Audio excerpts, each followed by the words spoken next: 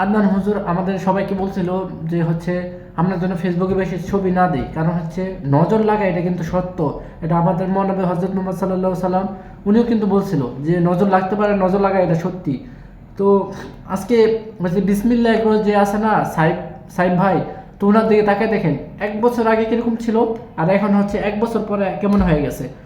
তার তার কোনো কথা মনে রাখতে পারতেছে না, আগের মতো নয়, কথা বলতেই পারতেছে না, গুছাও কথা বলতে পারতেছে না। যে ব্যক্তি একজন কন্টেন্ট ক্রিয়েটর, সুন্দর সুন্দর কন্টেন্ট আমাদের উপহার দিছে, ভালো ভালো কন্টেন্ট, গুছায় গুছায় কথা বলতো, আজকে দেখেন সে গুছায় কথা বলতে পারতেছে না, কথা মনে রাখতে পারতেছে না। এটা কি? এটা নজর। তো এই জন্য আবু তো আদাত হুজুর সবাইকে বলছে, সবাইকে সেভ করছে যে আমরা ফেসবুকে যেন বেশি ছবি না দিই। আমিও আগে অনেক ছবি দিয়েছি ফেসবুকে, ইনশাল্লাহ চেষ্টা করবো এখন থেকে ফেসবুকে খুব কম কম ছবি আপলোড করার জন্য, এবং না আপলোড করলে সবচেয়ে ভালো হয়। তো আপনারা সবাই চেষ্টা করবেন ফেসবুকে একদম কম ছবি দেওয়ার জন্য, এবং না করলে আরও ভালো হয়। কারণ যে চোখ লাগা মানুষের যে নজর বদ নজর লাগা এটা কিন্তু সত্য।